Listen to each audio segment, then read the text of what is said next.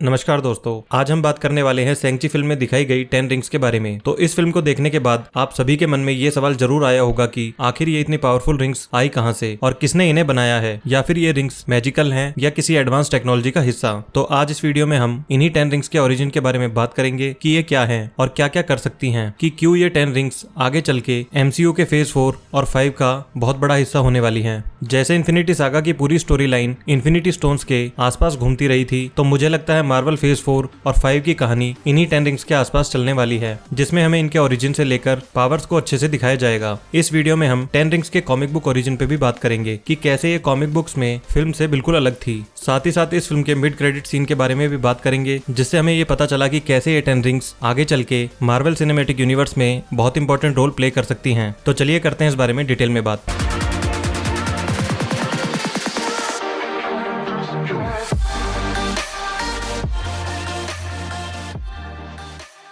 सबसे पहले हम बात करते हैं इस फिल्म में दिखाई गई 10 रिंग्स के बारे में। हालांकि इस फिल्म में इनका एग्जैक्ट ओरिजिन नहीं दिखाया गया, लेकिन ये कितनी पावरफुल हैं और क्या क्या कर सकती हैं ये हम सब अच्छे से देख चुके हैं। इस फिल्म में हमने देखा था कि सेंग-ची के father Wenwu, also known as Mandarin, इन रिंग्स को हजारों सालों से यूज कर रहा है। आपको याद होगा कि आयरन मैन 3 में हमें फेक मैंड्रिन दिखाया गया था, जिसका जिक्र भी इस फिल्म में हुआ था और इस कैरेक्टर को बेन किंग्सली ने प्ले किया था। हालांकि वो फेक मैंड्रिन भी हमें इस फिल्म में देखने को मिला था, लेकिन हम बात कर रहे थे वेनवू यानी रियल मैंड्रिन की, जो पूरी दुनिया पे अपना कब्जा करने निकला है और वो अपनी इस आर्मी को भी 10 रिंग्स का नाम देता है। और दुनिया में अपने इस कब्जे के दौरान वो यिंगली से मिलता है, जो एंशिएंट विलेज टालो की गार्डियन होती है। और आगे चल के इनकी शादी होती है और 2 बच्चे होते हैं, जिसके बाद वो इन रिंग्स को निकाल देता है और अपनी फैमिली के साथ रहने लगता है। लेकिन वो अपनी वाइफ के मर्डर के बाद एक बार फिर इन रिंग्स को पहनता है और वापस उसी रास्ते पे निकल जाता है, जिसके बाद उसे अपनी वाइफ की आवाज सुनने लगती है, जो उससे मदद मांग रही होती है। जिसके बाद वेनवू एंशिएंट विलेज टालो पे अटैक करता है ताकि अपनी वाइफ को वहां से आजाद कर सके। लेकिन असल में ये आवाज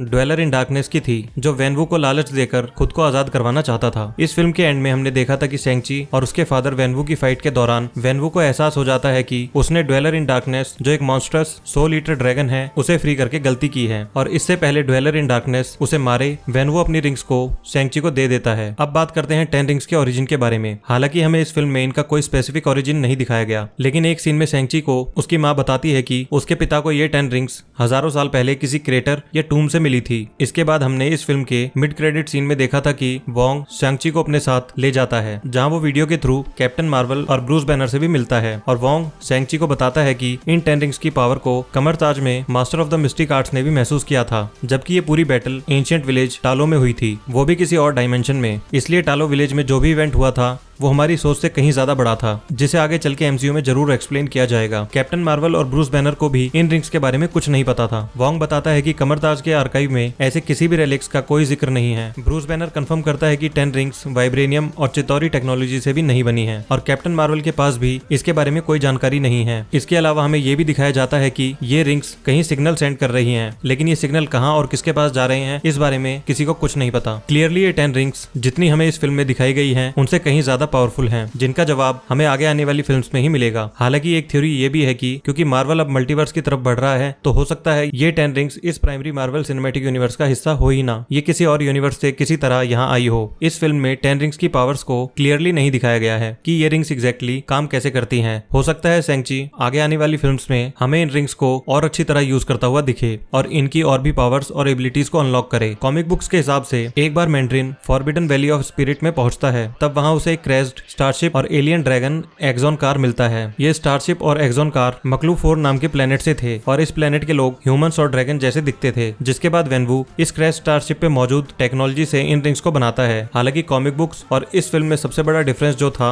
वो ये कि ये रिंग्स ओरिजिनली वेनवू अपनी फिंगर्स में पहनता था, मतलब कॉमिक बुक्स में इन्हें अंगूठी के तौर पे दिखाया गया था। लेकिन इस फिल्म में हमने देखा कि ये रिंग्स अंगूठी की तरह नहीं बल्कि चूड़ी या कड़े जैसे हैं, जो साइज में काफी बड़ी हैं। इन सभी रिंग्स के पास अपना खुद का दिमाग भी है और हर रिंग के पास अपनी एक अलग पावर है। जैसे पहली है रीमेकर। इस रिंग को मैटर रीअरेंजर रिंग भी कहा जाता है और इसकी मदद से मैंड्रिन किसी भी मैटर के एटॉमिक और मॉलिक्यूलर स्ट्रक्चर को मैनिपुलेट कर सकता है। Second, influence. इस रिंग को इम्पैक्ट बीम रिंग भी कहा जाता है। इस रिंग की मदद से मैंड्रिन अलग अलग तरह की बीम्स और लेजर निकाल सकता है, जैसे फोर्स ब्लास्ट और सोनिक बीम। Number 3, spin. इस रिंग को वॉर्टेक्स बीम रिंग भी कहा जाता है। इस रिंग से मैंड्रिन बड़े बड़े टोर्नेडोज और तूफान क्रिएट कर सकता है। Number 4, spectral. इस रिंग को डिसइंटीग्रेशन बीम रिंग भी कहा जाता जाता है। इस रिंग से मैंड्रिन इतनी पावरफुल बीम प्रोजेक्ट कर सकता है जिससे एटम्स के बीच का बॉन्ड भी डिस्ट्रॉय हो जाए, जिससे ऑब्जेक्ट पूरी तरह डिसइंटीग्रेट हो जाती है। लेकिन हर एक यूज के बाद इस रिंग को रिचार्ज होने में 20 मिनट लगते हैं। नाइट ब्रिंगर, इस रिंग को ब्लैक लाइट रिंग भी कहा जाता है। इस रिंग की मदद से वो एकदम से अंधेरा क्रिएट कर सकता है, जिससे इतनी डार्कनेस होती है कि उसे किसी भी तरह की लाइट पेनिट्रेट नहीं कर पाती। नंबर 6 डायमोनिक, इस रिंग को व्हाइट लाइट रिंग भी कहा जाता है। इस रिंग से मैंड्रिन अलग अलग तरह की इलेक्ट्रोमैग्नेटिक एनर्जी क्रिएट कर सकता है, जैसे light burst, gravity field, magnetic levitation और इमेज प्रोजेक्शन। नंबर 7 इनकैंडेसेंस, इस रिंग को फ्लेम ब्लास्ट रिंग भी कहा जाता है। इस रिंग की मदद से मैंड्रिन आग निकाल सकता है। नंबर 8 लाइटनिंग, इस रिंग को इलेक्ट्रोब्लास्ट रिंग भी कहा जाता है। इस रिंग से मैंड्रिन इलेक्ट्रिकल एनर्जी को प्रोजेक्ट कर सकता है। नंबर 9